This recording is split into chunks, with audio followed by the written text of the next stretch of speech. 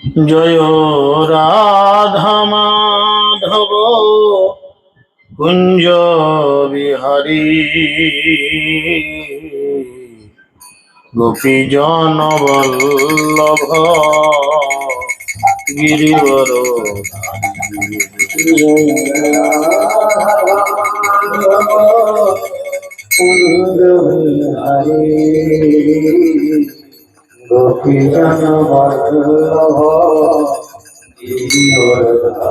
সকলে হাতি তালে দিয়ে আমার পরে পরে কীর্তন করবে। জয় রাধা মাধব কুঞ্জ বিহারী গোপীজন বল্লভ গিরিবর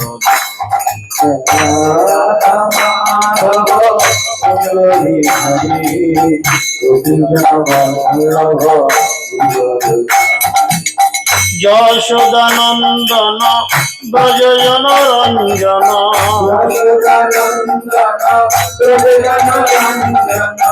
যশোদানন্দন ব্রজজন রঞ্জন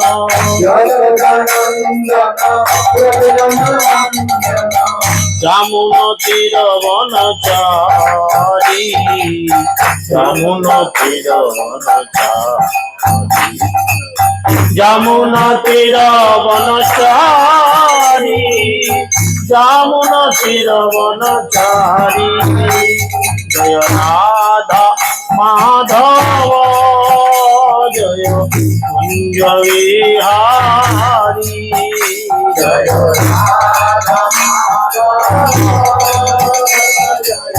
কুঞ্জ বিহারী কৃষ্ণ হরে কৃষ্ণ কৃষ্ণ কৃষ্ণ হরে হরে হরে রাম রাম রাম হরে হরে হরে কৃষ্ণ সকলে হাতে তালি দিয়ে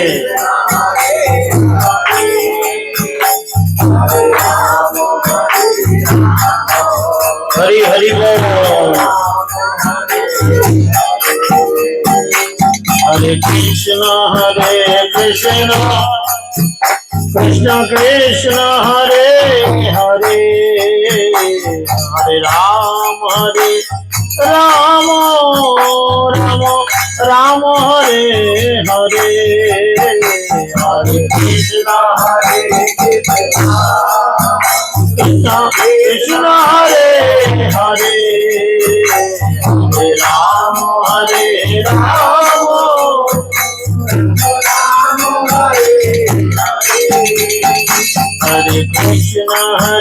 কৃষ্ণ কৃষ্ণ কৃষ্ণ হরে হরে হরে রাম রাম রাম হরে হরে হরে কৃষ্ণ কৃষ্ণ হরে হরে হরে রাম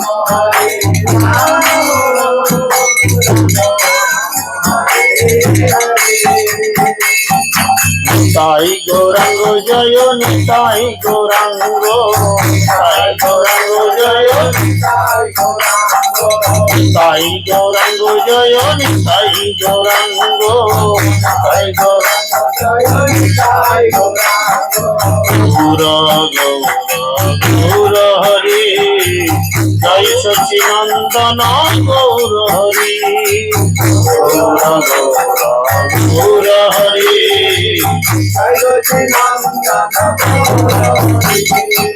হরে কৃষ্ণ কৃষ্ণ কৃষ্ণ হরে হরে হরে রাম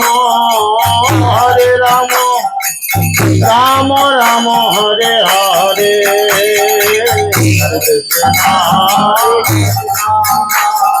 কৃষ্ণ কৃষ্ণ হরে হরে হরে রাম রাম রাম হরে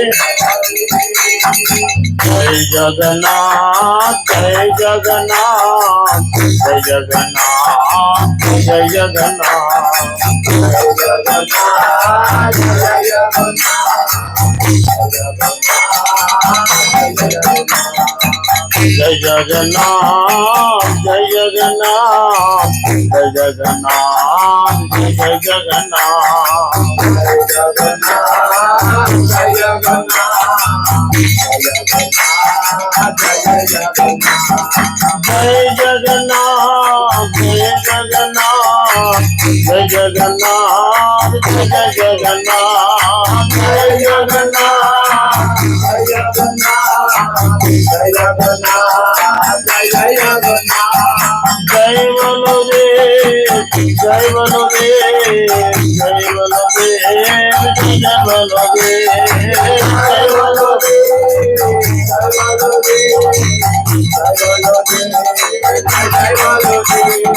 जय सुभद्रा जय सुभद्रा जय सुभद्रा जय जय सुभद्रा जय सुभद्रा जय सुभद्रा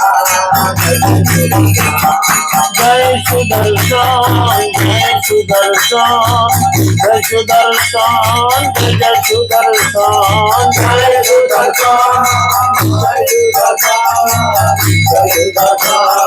जय जय जगन्नाथ स्वामी नयन पथगामी नयन पथगामी भवतु मे जगन्नाथ स्वामी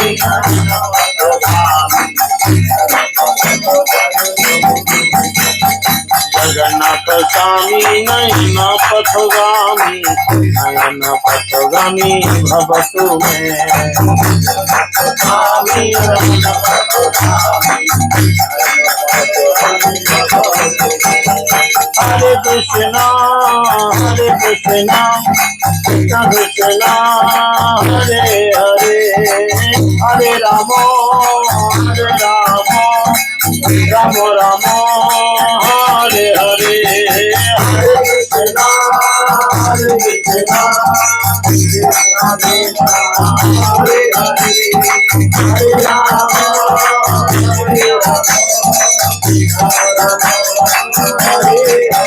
जय राधा माधव जय राधा माधव राधा माधव जय राधा माधव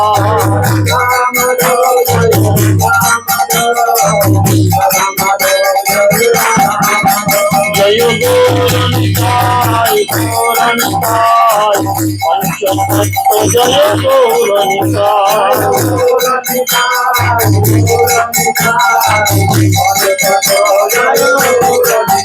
जय जगन्नाथ जय वसुदेव माता सुभद्रा जय सुदर्शन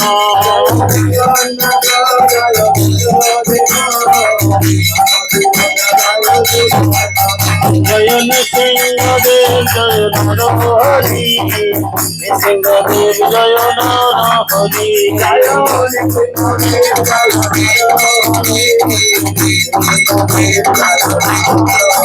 जय प्रहलाद महाराज जय प्रहलाद महाराज प्रहलाद महाराज जय भक्त प्रहलाद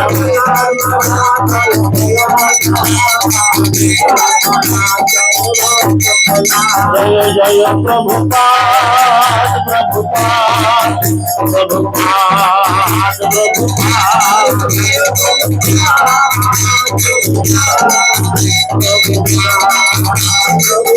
जय जय गुरुदेव गुरुदेव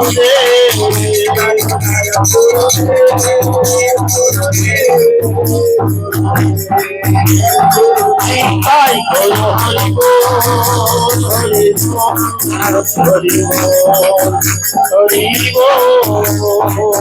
Hari Bol Hari Bol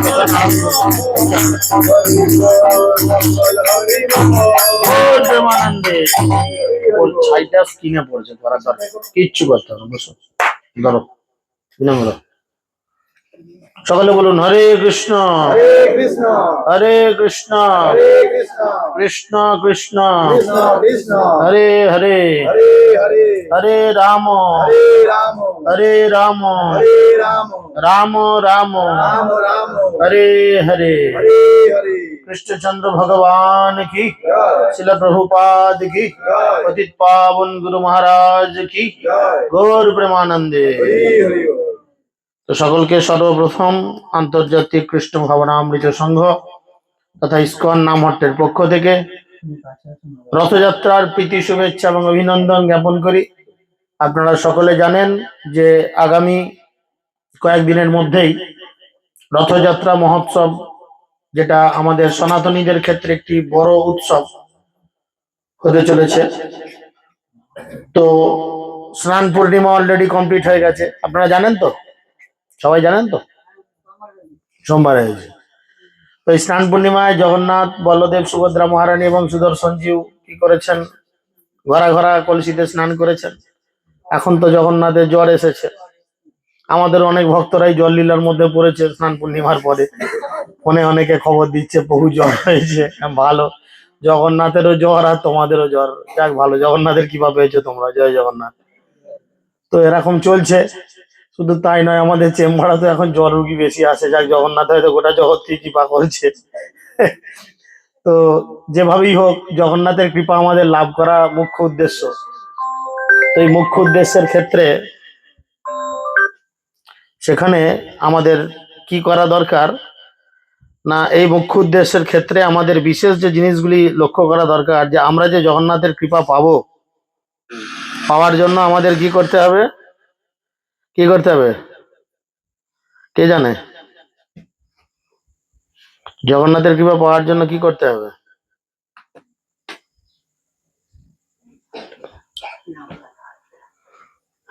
জগন্নাথকে খুশি করার চেষ্টা করতে হবে। জগন্নাথ সব থেকে খুশি হয় কখন?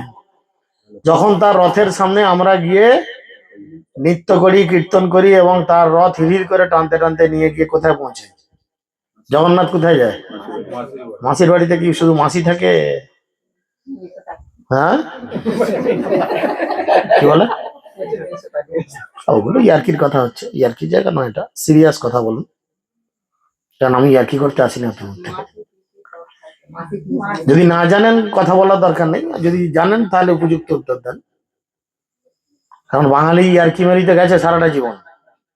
লোকের কাজ নাই কম নাই, লোকের দোকানে বসে কি ফুঁকছে, বিড়ি ফুঁকছে, ইয়ার্কি মারছে। কাজ নাই কম নাই, রিসর্টের সামনে বসে হাঁ করে দেখছে দুনিয়ার লোকজন ঢুকছে। তো যাই হোক, আমাদের নিজস্ব কথারে কিছু কুলায় না বলে আমাদের এরকম আচরণ হয়তো হয়। অ্যাকচুয়ালি জগন্নাথ যখন এখান থেকে যায়, মাঝের পাখাটা চলছে না, আর কিচ্ছু দরকার নাই, যা চলছে চলো, যথেষ্ট। তো জগন্নাথ কি করেন, জগন্নাথ নীলাচলে থাকেন, আপনারা সকলেই জানেন।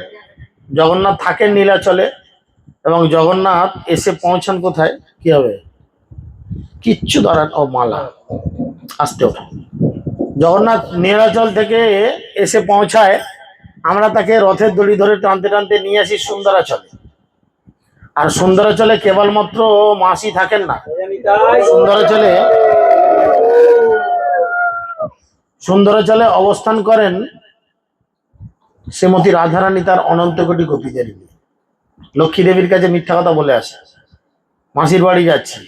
অ্যাকচুয়াল মাসির বাড়ি সেট আপ করে সেখানে থাকেন কে, শ্রীমতী রাধারানী অনন্ত কোটি গোপী সহ থাকেন। বহুদিন তিনি দর্শন পাননি, সেই কারণে তিনি কি করতে চেয়েছেন না, শ্রীমতী রাধারানীর সঙ্গ করার তার মনোবাসনা হয়েছে। তাই তিনি নিজের স্ত্রী লক্ষ্মী দেবীর কাছে কিছু ভুলভাল বুঝিয়ে দিয়ে মাসির বাড়ি যাচ্ছি মনে করে মাসির বাড়ি এসেছে, কিন্তু মাসির বাড়িতে থাকছে, খাচ্ছে, কিন্তু প্রণয় করছে শ্রীমতী রাধারানীর সঙ্গে। তাই ভগবানের প্রেমিকার কাছে ভগবানকে আমরা পৌঁছে দিচ্ছি, তাহলে এটা বড় আনন্দের বিষয়। কারোর ভালোবাসা, ভালো লাগার মানুষের কাছে যদি কেউ কাউকে পৌঁছে দেয়, তাহলে কি হবে, আর ভালো লাগবে না, কষ্ট হবে? একটা ছেলে একটা মেয়ে হয়তো প্রকৃত ভালোবাসছে, ছেলেটার মেয়েটা অনেকদিন দেখা হয়নি, দেখছেন রাস্তাঘাটে অনেক দূরে যাতায়াতের এরকম কিছু পজিশন চলছে, যেতে অনেক টাইম লাগবে। তো আপনি যদি ছেলেটিকে বা মেয়েটিকে সহায়তা করেন একে অপরের কাছে পৌঁছানোর জন্য, তাহলে তাদের হৃদয়ে আনন্দ হবে। কারণ জগন্নাথকে যখন রাধারানীর কাছে আমরা পৌঁছাতে সহায়তা করছি, তাহলে জগন্নাথের হৃদয় কিন্তু আনন্দ হচ্ছে। আর ভগবানের হৃদয় আনন্দ হলে ভগবান কি করেন, ভগবান তার কৃপাবাড়ি বর্ষণ করেন। বুঝেছেন? কিভাবে কৃপাবাড়ি বর্ষণ করেন না, আমাদের উপরে তিনি আশীর্বাদ করেন। কিরাম আশীর্বাদ করেন? যেন তেন আশীর্বাদ নয় যে তুমি ভালো থাকো, সুখে থাকো, শান্তিতে থাকো। কি আশীর্বাদ করেন? শাস্ত্রে বলে রথারূঢ় জগন্নাথকে কেউ যদি একবার দর্শন করে তাকে আর পুনর্জন্ম নিতে হয় না। পুনর্জন্ম নবিদ্যতে, অর্থাৎ তাকে দ্বিতীয়বার আর জন্মগ্রহণ করতে হয়। এখন আপনারা বলেন এই জন্মে আমাদের কত সুখ শান্তি জুটছে গো বলে। এই দুম করে কারেন্ট চলে গেলো, বাবরে বাবরে হাঁপিয়ে মরে যায় যোগাসন বলেন।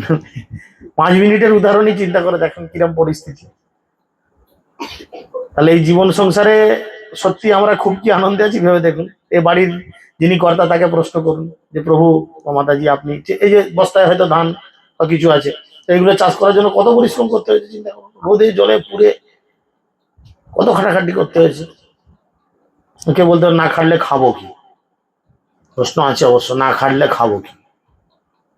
তাদের জন্যই বলি এরকম কিছু আনাড়ি ঘুমার লোক থাকে, মাথা প্রশ্ন ঘুরঘুর করে, ও এরা ওরম কিছু বলে যায়, গলায় মালা নিয়ে বড় বড় লেকচার মারে, না খাটলে খেতে পাবি। আমাকে একটু বুঝাবেন একটা হাতি কতটা পরিশ্রম করে? আপনি খান হয়তো 200 চালের ভাত, খুব ভালোভাবে শুনেন, আপনি হয়তো সারাদিনে 500 চালের ভাত খান, দুবেলা 3 বেলা মিলিয়ে, না তার বেশি খাবেন? খাবেন তার বেশি? 500 বেশি না 1 কিলো খেয়ে নেবেন? 500 খেতেই পেটটা আমার মতো হবে, তাই না? চিন্তা করেন তাহলে 500 চাল খাওয়ার জন্য কত কুদোকুদি করছেন, কত খাটনি খাটছেন। হাতি সারাদিনে কয়েক কুইন্টাল খায়, সে কতটুকু প্রচেষ্টা করে? তার বাবার ক বিঘে জমি আছে, সে কার দোকানে কাজ করে, তার কোন দোকান আছে, সে কোথায় কি দোকান লাগিয়ে যে ব্যবসা করেছে, সম্পূর্ণরূপে ভগবানের উপর নির্ভরশীল। ভগবান জুটিয়ে দিচ্ছেন। আমাদের এই বিশ্বাস কম বলি আজ আমাদের এই দুর্দশা, আমাদের এই গতি। তো এই জগন্নাথ কি করেন না, রথারূঢ় জগন্নাথকে যদি কেউ একবার দর্শন করে তার পুনর্জন্ম হয় না। বুঝতে পেরেছেন? রথের দড়িকে স্পর্শ করলে তার অনন্ত কোটি জীবনের অপরাধ দূরে চলে যায়। আমরা লক্ষ্য করেছি রথযাত্রার বিভিন্ন সেবাতে আমরা থাকি, লক্ষ্য করে দেখেছি অনেকে কি করে, পায়ে জুতো পরে রথের দড়িকে স্পর্শ করে, বাঁ হাতে বিড়ি টানতে টানতে রথের দড়িতে হাত দেয়। এরকম বহু মানুষ আছে আমাদের চোখে পড়ে। কত মানুষকে সাবধান করবো? এগুলো নিজেদের সচেতনতা হওয়া দরকার, তাই না? তো এই রথারূঢ় জগন্নাথকে দর্শন করে যদি আমাদের এরম অবস্থা হয়, এই রথের সামনে যখন জগন্নাথ দেব নৃত্য করছেন, আমরা এর আগের দিনে যে ক্লাস যেখানে শেষ করা হয়েছিল, জগন্নাথ কি করে, মহাপ্রভু কি করেছেন, রথারূঢ় জগন্নাথকে দর্শন করেছেন এবং দর্শন করে তার মনে বড় আনন্দ জেগেছেন। আর তিনি সেই আনন্দের বহিঃপ্রকাশ করার জন্য তিনি কতগুলি দলে ভাগ করে দিয়েছেন তার বিভিন্ন লোকজনকে। সবাইকে ভাগ করে দিয়ে তিনি কি করছেন, প্রত্যেকটা দলে তিনি নিজেকে সব সময় রাখছেন, আমরা দূর পর্যন্ত জেনেছি। এবারে মহাপ্রভু কি করেছেন, তার নিজের সঙ্গে কতজন গায়ক রেখেছেন। পুরী রথযাত্রা চিন্তা করেন, যারা পুরী গেছেন বা যাননি মনে মনে চিন্তা করেন, রথ দাঁড়িয়ে রয়েছে, তার চতুর্দিকে 7টা দল, সামনে 2টো, পিছনে 2টো, দু সাইডে 2টো। বুঝতে পেরেছেন না? যে দু সাইডে একটা একটা করে রয়েছে, বাঁ দিক ডান দিক একটা একটা দল, সামনে 2টো পেছনে 2টো, 2 আর 2 4, 2 6, আর একটা দল নিয়ে মহাপ্রভু ঘুরছেন প্রতিটা দলে সবসময়। যেই দলই একটু দুর্বল তাদের কাছে গিয়ে একটু নাচিয়ে গাইয়ে দিচ্ছেন। কে কে আছেন? শ্রীবাস রামাই রঘু,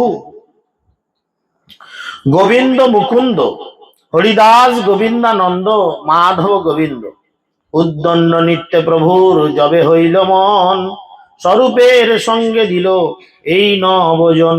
এই 10 জন প্রভুর সঙ্গে গায়ে ধায়, আর সব সম্প্রদায় চারিদিকে গায়। এই 10 জন চৈতন্য মহাপ্রভুর সঙ্গে বিভিন্ন সম্প্রদায় কীর্তন করতে লাগলেন এবং বিভিন্ন সম্প্রদায়ের মধ্যে ঘুরে ঘুরে গাইতে লাগলেন।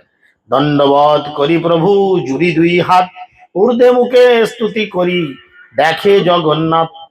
জগন্নাথকে দর্শন করার কতগুলো সিস্টেম আছে। রথের মধ্যে জগন্নাথ আছে জানা, আমি আমার বাবার ছোট ভাইকে দেখছি, ছোট কাকা যাচ্ছে, অমন দেখা করে জগন্নাথ দেখা উচিত না। জগন্নাথকে কিভাবে দেখতে হয় মহাপ্রভু দেখছেন, কি বলছেন, দণ্ডবত করি। জগন্নাথকে, রথারূঢ় জগন্নাথকে দর্শন মাত্রই মাটিতে মাথা ঠেকে প্রণাম করা উচিত।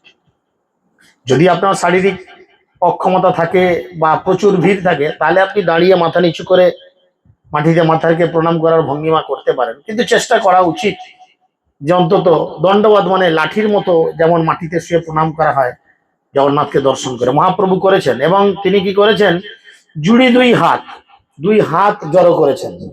আপনারা চেষ্টা করুন আর মনে মনে ভাবুন জগন্নাথ রথের সামনে আছে, দুই হাত জড়ো করেছেন, ঊর্ধ্বে মুখে স্তুতি করে দেখি জগন্নাথ। জগন্নাথ রথে, জগন্নাথ তো আপনার লেভেলে থাকবে না, জগন্নাথ একটু উঁচুতে সবসময় থাকে না রথে, উঁচু দিকে ভাবেন, উঁচু দিকে তাকান, ভাবেন জগন্নাথ আপনার সামনে দাঁড়িয়ে জোরহাত করে। মহাপ্রভু যে শ্লোক বলেছেন আপনারা বলুন। মহাপ্রভু বলেছেন, নম ব্রহ্মণ্য দেবায় গো ব্রহ্মণ্য হৃতায় চ জগদ্ধৃতায় কৃষ্ণায় গোবিন্দায় নমো নমো। জয়তি জয়তি দেব দেবকী নন্দন হসি, জয়তি জয়তি কৃষ্ণ বৃঞ্চি বংশ প্রদীপ, জয়তি জয়তি মেঘ শ্যামল মেঘ কলমম, জয়তি পৃথিভার নাশ মুকুন্দ্য, জয়তি জননিবাস দেবকী জম্রবাধ, যদুবর পরিষদ সদর্য ভীর সন্ন্যাস ধর্মম, স্থিরচর বৃত্তিজন নিঘুণ্য সন্নিমিত সমুখ্যেন ব্রজপুর নিতনাং বর্ধকায়ম কামদেবম, নাহং বিপ্রন ন চ ন পরিতং বৈশ্যন শূদ্র নাহং বনি ন গৃহপতি ন যতিবা, কিন্তু কিন্তু প্রদ্যন নিখিল পরম আনন্দ পূর্ণ অমৃত অব্ধে গোপী ভৃত্য পদ কোমল দাস দাস অনুদাস। কি কি বললাম এতক্ষণ ধরে? আপনারা হবে মনে মনে কি বললো রে ভাই, এত কিছু গালাগালি নয় তো, বাংলাগুলো বলি এবার। এতক্ষণ সংস্কৃতে প্রণাম জানালেন মহাপ্রভু, কি বললেন? ব্রাহ্মণ্য দেব যিনি গাভী ব্রাহ্মণেদের হিত স্বরূপ, জগতের এবং জগতের সর্বাঙ্গীন মঙ্গল কারক কৃষ্ণ স্বরূপ গোবিন্দ স্বরূপ সেই পরম তত্ত্বকে আমি প্রণতি নিবেদন করি। আর কাকে নিবেদন করছেন? এই দেবকীনন্দন পরমেশ্বর ভগবান, তিনি সবসময় জয়যুক্ত হন। এই বৃঞ্চি প্রদীপ কৃষ্ণ, তিনি সবসময় জয়যুক্ত হন। এই নবজলধর শ্যাম কমলাঙ্গ কৃষ্ণ জয়যুক্ত। জগন্নাথের গায়ের রং কিরকম কিরকম জানেন না? অনেকেই চুপচাপ বসে আছেন, ভালো লাগছে না ঠিক? এখন শ্যাম বর্ণ, কালো কালো, জগন্নাথ তো কালো। জগন্নাথ কোথাও ফর্সা দেখেছেন? কালো, জগন্নাথ কালো, তাই না? এবং পৃথিবীর ভারনাসী মুকুন্দ, আপনি জয়যুক্ত হন। সমস্ত জীবের আশ্রয় স্বরূপ দেবকী পুত্র রূপে পরিচিত, যদুদের সভাপতি, নিজ বাহুর দ্বারা অধর্ম নাশকারী, স্থাবর জঙ্গম সমস্ত জীবের অমঙ্গলহারী, মধুর হাস্য মুখের দ্বারা ব্রজবনিতাদের কাম বর্ধনকারী শ্রীকৃষ্ণ, আপনি জয়যুক্ত হন।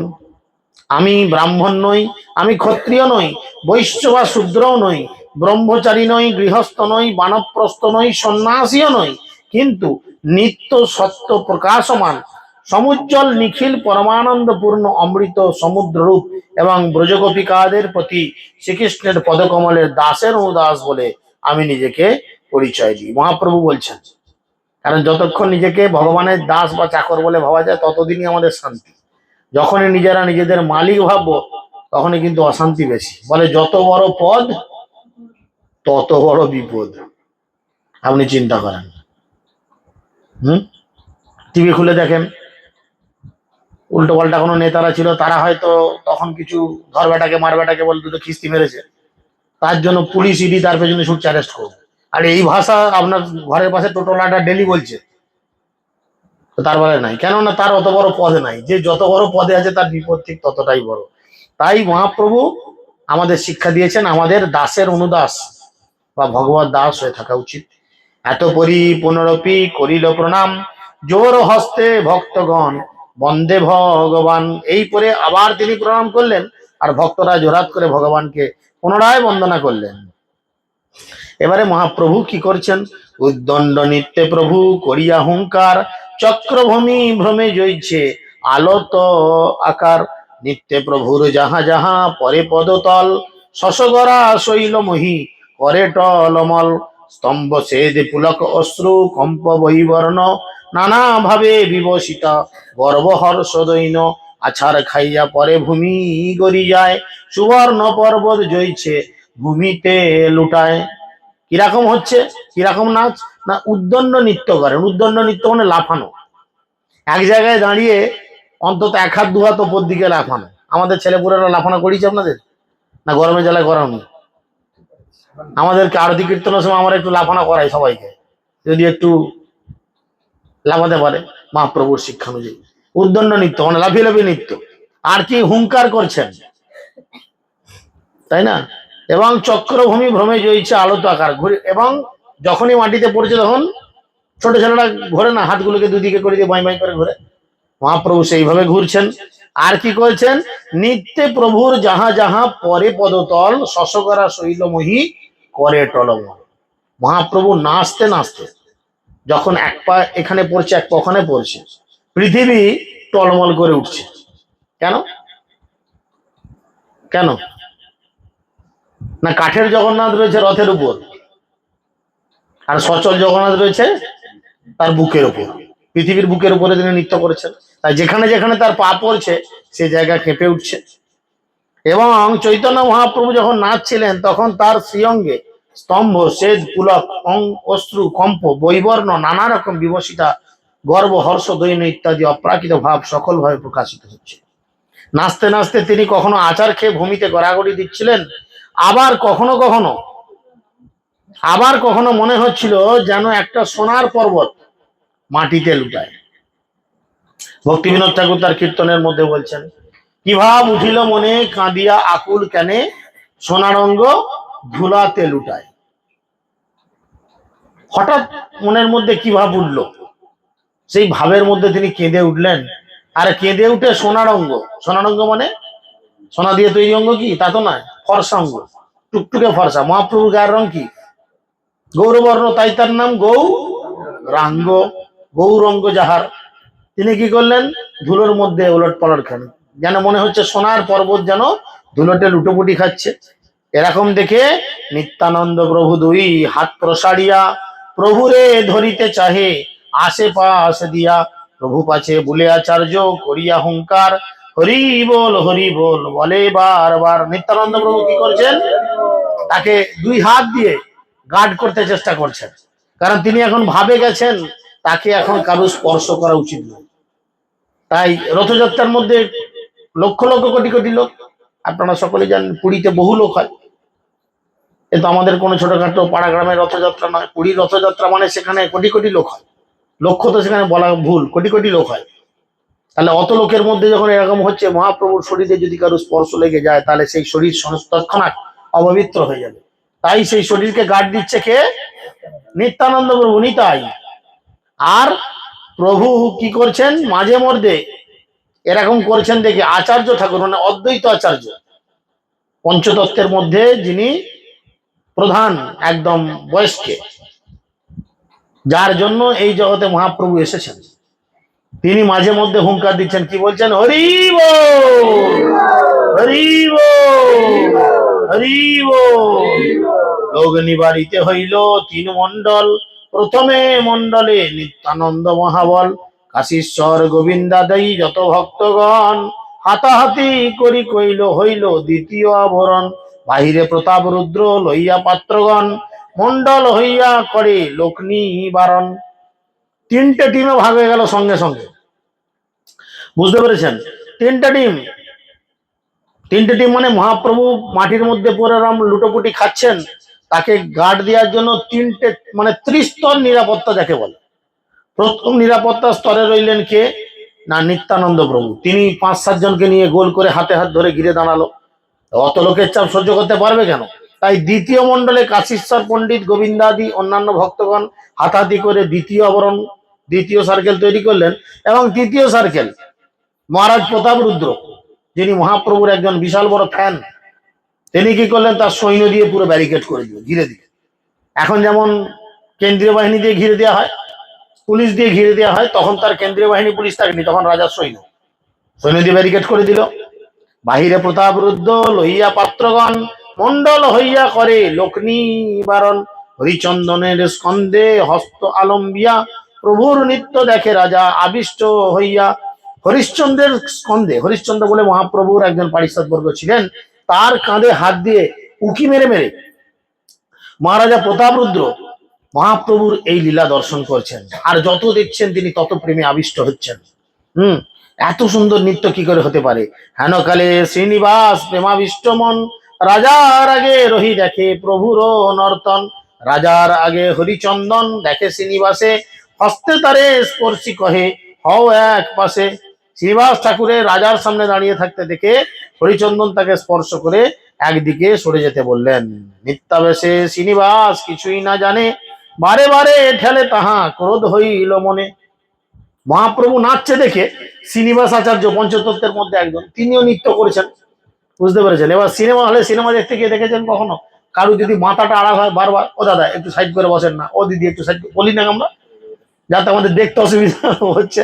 হ্যাঁ, আর এ তো প্রেমের বেশে রয়েছে, মহাপ্রভু নাচছে, এও নাচছে, বারবার শোনাচ্ছে দেখে এমন রেখে গেছে ঘুরে এক চর মেরেছে ঠাস করে। হ্যাঁ, অনেকক্ষণ চাপর মারিয়া তারে কইল নিবারণ, চাপর খাইয়া ক্রুদ্ধ হইল হরিচন্দন। হরিচন্দন এক চর খেয়েছে, সে হাত বুলাতে গুলো দিয়েও গেছে রেগে, বুঝেছেন। ক্রুদ্ধ হইয়া তারে কিছু চাহে বলিবারে, আপনি প্রতাপ রুদ্র নিবারিল তারে। তখন মহারাজ বুঝতে পারলেন দুজনই ভাবে আছে, কিছু করার নেই, থাক। দেখবেন অনেকগুলো কালী পুজোতে অনেকগুলো মাতাল একসঙ্গে নাচছে, এ তার গায়ে পা দিচ্ছে, এ তার পেছনে লাথি মারছে, ঠিক আছে নাচের সময় ঠিক আছে, কিন্তু রাস্তায় একটু গায়ে হাত দেন দিকে, তারপর দেখবেন আপনার গোষ্ঠী উদ্ধার করে দিবেন। এরা কিন্তু তেমন না, এরা কৃষ্ণ প্রেমের আবেশে রয়েছেন। তাই মহারাজ প্রতাপরুদ্র বুঝতে পারলেন, দুজনকে ঠান্ডা করলেন। ভাগ্যবান তুমি ইহার হস্ত স্পর্শ পাইলা, আমার ভাগ্যে নাহি তুমি কি থার্থ হইলা।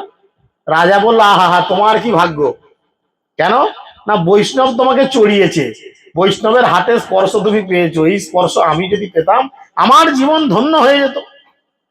প্রভুর নিত্য দেখি লোকে হইল চমৎকার, প্রভুর নিকট দেখি লোকে হইল চমৎকার, অন্য আচুক জগন্নাথের আনন্দ অপার। চৈতন্য মহাপ্রভুর এই নৃত্য দেখে সকলে চমৎকৃত হইলেন। অন্যের কি আর কথা, অন্যের কি আর কথা।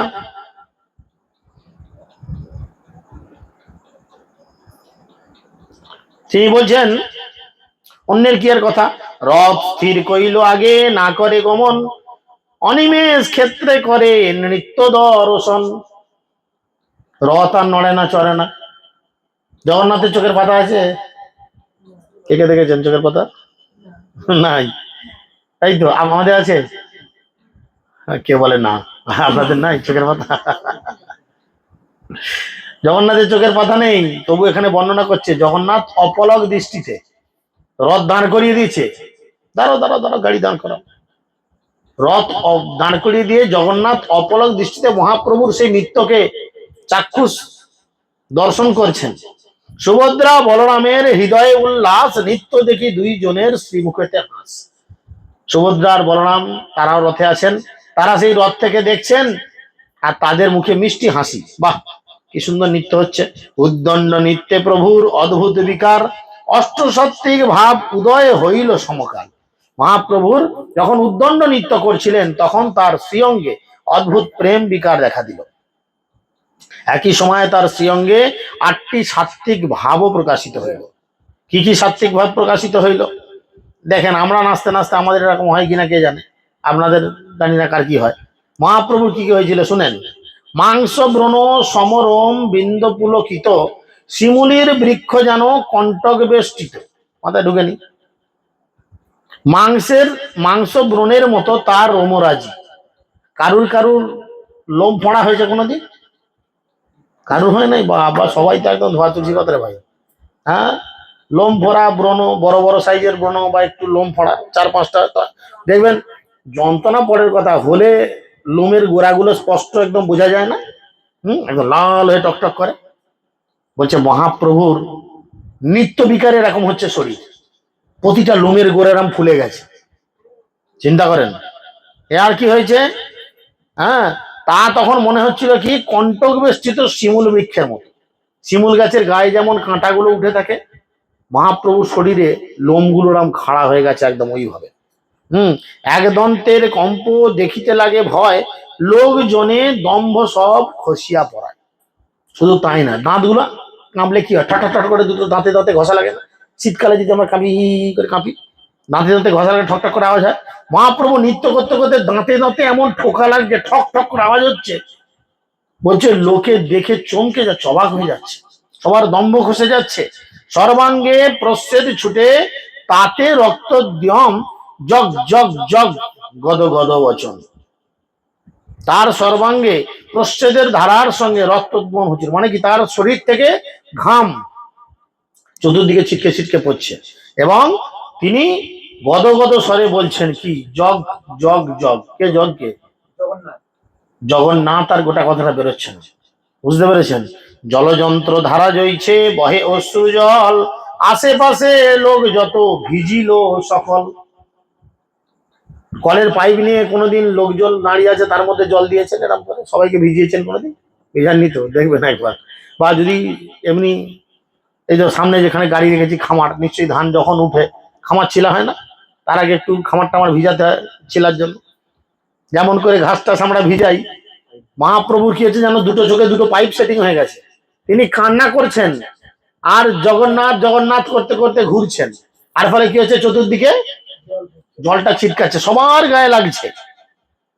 দেহ কান্তি গৌরবর্ণ দেখিয়ে অরুণ, কহু কান্তি দেখি যেন মল্লিকা পুষ্প সম। যার অঙ্গ কান্তি কখনো অরুণের মতো রক্তিম, কখনো মল্লিকা পুষ্পের মতো শুভ্র দেখার ছিল। কভু স্তম্ভ কভু প্রভু ভূমিতে লুটায়, শুষ্ক কাষ্ঠ সম পদ হস্ত না চালায়।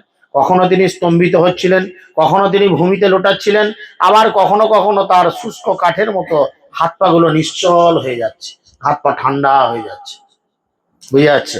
কভু ভূমে পরে কভু শ্বাস হয় হীন, যাহা দেখি ভক্ত ঘনের প্রাণ হয় ক্ষীণ। কিরকম হচ্ছে, কখনো কখনো নৃত্য করতে করতে তিনি মাটিতে পড়ে যাচ্ছেন, তার শ্বাস প্রশ্বাস আর চলছে না, কোনো সিগন্যাল নেই যে তার শ্বাস প্রশ্বাস আর আছে কিনা। ভক্তদের মনে বড় কষ্ট হচ্ছে, ভয় পাচ্ছে, তাহলে কি মহাপ্রভু হার্ট ফেল করলো? বলা যায় না, নাচতে নাচতে অনেক হার্ট ফেল হয়ে যায়। কহু নেত্রে নাসায় জল, মুখে পরে ফ্যান, অমৃতের ধারা চন্দ্র বিম্বে বহে যান।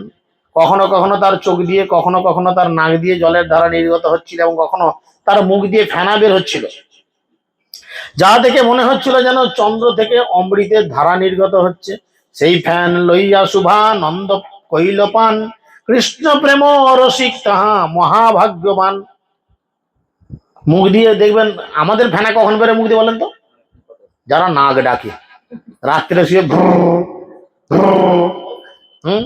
তখন মুখের এই ধার দিয়ে ফেনা করে, বা ছেলে পুলে কাছে শুয়ে ঘুমলে, আমরা বলি কি বলি আমাদের ভাষায়, লাল গড়িয়েছে। হ্যাঁ, তা আমরা ঘুমলে গড়ায়, চিন্তা করেন। আর মহাপ্রভু নৃত্য করছেন, সেই অবস্থায় ওনার শরীরে অষ্টসাত্ত্বিক ভাব দর্শন হয়েছে, তার ফলে তার মুখের মধ্যে দিয়ে ফেনার মতো বেরিয়ে আসছে। আর তিনি কি শুভানন্দ কি করেছেন, ফাঁক তালে সেই ফেনা একটু নিয়ে খেয়ে নিয়েছে। কি বাজে জিনিস না মনে হচ্ছে? ছি। তার এক বিন্দু যখন তার জীবে স্পর্শ হয়েছে, তার শরীরের মধ্যে কি হয়েছে? কৃষ্ণ প্রেম রসিক, কৃষ্ণ প্রেমের আনন্দে তিনি নৃত্য করছেন। এই মতো তাণ্ডব নৃত্য কইল কতক্ষণ, ভাব বিশেষে প্রভুর প্রবেশিলামন। এইভাবে কিছুক্ষণ তাণ্ডব নৃত্য করার পর মহাপ্রভু হৃদয়ের এক বিশেষ ভাবের হৃদয় হলো। তাণ্ডব নৃত্য ছাড়ি স্বরূপে আজ্ঞা দিলা, হৃদয় জানিয়া স্বরূপ গাহিতে লাগিয়াল। স্বরূপ দামোদর বলে মহাপ্রভুর সঙ্গে একজন ছিলেন পুরীতে। তিনি কি করতেন না, তিনি মহাপ্রভুর হৃদয় বুঝে কীর্তন করতেন, তাই না? হৃদয় বুঝে কীর্তন করতেন। আপনার বাড়িতে শোকের বাড়ি, কেউ মারা গেছে হয়তো, বা কারো বিপদ হয়েছে, সেখানে যদি একটা ডিজে চালানো হয় কেমন লাগবে? সব জায়গার একটা মানানসই পরিবেশ আছে। তো মহাপ্রভুর হৃদয় বুঝতেন স্বরূপ দামোদর, যে মহাপ্রভু এখন কি চাইছেন। হঠাৎ করে নাচ থামিয়ে দিয়েছে, নাচ থামিয়ে দিয়ে স্বরূপ দামোদর দাঁড়িয়ে রয়েছে, তার দিকে তাকিয়েছে। আর স্বরূপ দামোদর বুঝতে পেরে গেছে মহাপ্রভুর হৃদয়ে কি চলছে, কারণ মহাপ্রভু এখন কি শুনতে চাইতেন। সেই তো প্রাণনাথ পাইনু যাহা লাগি, মদন দহনে গেনু ঝুরি। এখন আমি আমার প্রাণনাথকে পেয়েছি, যার বিরহে আমি মদন দহনে দগ্ধ হয়ে শুকিয়ে যাচ্ছিলাম। এই ধোয়া উচ্চস্বরে গায়ে দামোদর, আনন্দে মধুর নৃত্য করেন ঈশ্বর। এরকম জগন্নাথের সামনে তিনি চিৎকার করে করে বলছেন, আমি মদন দহনে দগ্ধ হলাম। ধীরে ধীরে জগন্নাথ করেন গমন, আগে নৃত্য করি চলেন সচির নন্দন। মহাপ্রভু আগে নেচে নেচে যাচ্ছে, জগন্নাথ সেই নাচ দেখে দেখে তার পেছন পেছন যাচ্ছে। সকলে চলে চলুন পুরী রথযাত্রায়, দেখতে পাচ্ছেন চোখের সামনে। এখানে বসে থেকেই, আজকে এই আরামবাগের মাটিতে বসে থেকেই মনে মনে চিন্তা করুন, আপনি এখন পুরী রথযাত্রা দর্শন করছেন, কথা বলবেন না কেউ। চিন্তা করেন, জগন্নাথ রথে রয়েছে, আস্তে আস্তে ধীরে ধীরে রথ এগোচ্ছে, আর রথের সামনে নৃত্য করছেন স্বয়ং মহাপ্রভু। আর জগন্নাথ আনন্দের সঙ্গে সেই নৃত্যকে দর্শন করে করে চলছেন। জগন্নাথে নেত্র দিয়া সবে নাচে গায়, কীর্তনিয়া সহ প্রভু পাছে পাছে যায়। জগন্নাথের দিকে তাকিয়ে তাকে সবাই কীর্তন করছে এবং জগন্নাথের মনোবৃত্তি বুঝছে, জগন্নাথ আনন্দ পাচ্ছে। জগন্নাথে মগ্ন প্রভুর নয়ন হৃদয়, শ্রীহস্ত যুগে করে গীতের অভিনয়। চৈতন্য মহাপ্রভুর নয়ন এবং হৃদয় জগন্নাথে মগ্ন ছিল, তাই তিনি তার হাতের ভঙ্গিতে সেই গীতের অভিনয় করছেন। গৌর যদি পাছে চলে শ্যাম হয় স্থির। কি বলছে? গৌর যদি পাছে চলে শ্যাম হয় স্থির, গৌর আগে চলে শ্যাম চলে ধীর ধীর।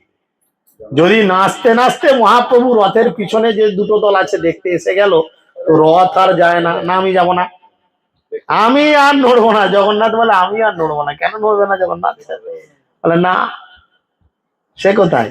সেটা কে? জগন্নাথ চাইছে মহাপ্রভু কই। মহাপ্রভু যদি সামনে নাচে তবে রথ ধীরে ধীরে যাবে, আর যদি মহাপ্রভু সাইডে বা পিছনে চলে আসে, জগন্নাথ বলে আমি রথ নিয়ে আর যাবো না। গৌর যদি পাছে চলে শ্যাম হয় স্থির। স্থির মানে দাঁড়িয়ে গেল, বুঝা গেল? গৌর আগে চলে শ্যাম চলে ধীর ধীর, এই মতো গৌর শ্যামে দুহে ঠেলা ঠেলি, শরথে শ্যামেরে রাখে গৌর মহাবলী। এইভাবে মহাপ্রভু এবং জগন্নাথ দুজনের মধ্যে একটা হৃদয়ের টানাটানি ছোঁড়াছুড়ি চলছে,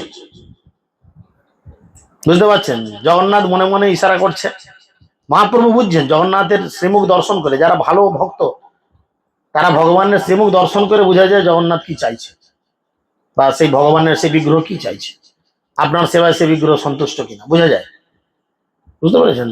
তবে এখানে তারা তাই করছে। মহাবলী চৈতন্য মহাপ্রভু জগন্নাথ দেবকে তার রথে অধিষ্ঠিত করে রেখেছিলেন। নাচিতে নাচিতে প্রভুর হইল ভাবান্তর।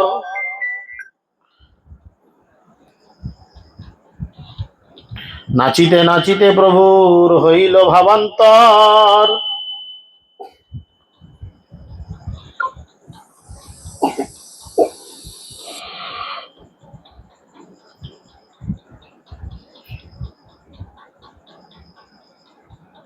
সকলে বলুন হরে কৃষ্ণ হরে কৃষ্ণ কৃষ্ণ কৃষ্ণ হরে হরে, হরে রাম হরে রাম রাম রাম হরে হরে। এখানে বলছেন নাচিতে নাচিতে প্রভুর হইল ভাবান্তর, হস্ত তুলি শ্লোক পরে করে উচ্চ ঈশ্বর। হঠাৎ করে নাচতে নাচতে মহাপ্রভুর আবার ভাব কুণ্ডর দিকে ঘুরে গেছে। তিনি একটি শ্লোক পড়লেন ভাগবতম থেকে। কি বললেন?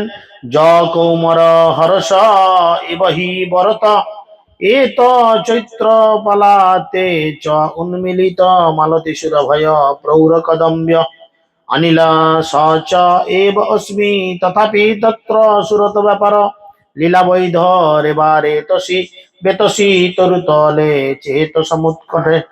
যিনি কৌমর কালে রেবা নদীর তীরে আমার চিত্ত হরণ করেছিলেন। ভালো করে জায়গাটা বুঝেন। এখন তলার লোকটা কিন্তু আর মহাপ্রভু নাই, তার হৃদয় এখন এসে গেছে কে? শ্রীমতী রাধারানী। তলায় রাধা, চিন্তা করেন। মহাপ্রভু আর মহাপ্রভু নাই, মহাপ্রভু হৃদয় এখন রাধারানী বিরাজমান, সামনে রাধারানী, আর রথে রয়েছে কে? স্বয়ং ভগবান।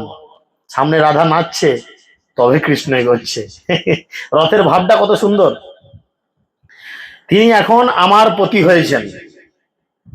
এখন সেই চৈত্র মাসের জ্যোৎস্না আলোকিত রজনীতে সেই প্রস্ফুটিত মালিত পুষ্পের সৌরভ রয়েছে, আর সেই মধুর সমীরণ কদম্ব কানন থেকে প্রবাহিত হচ্ছে। সুরত ব্যাপার লীলা কার্যে আমি সেই নায়িকা উপস্থিত, তথাপি আমার চিত্ত এ অবস্থায় সন্তুষ্ট না হয়ে রেবা নদীর তীরে বেতসী তরুতলের জন্য নিতান্ত উৎকণ্ঠিত হচ্ছে।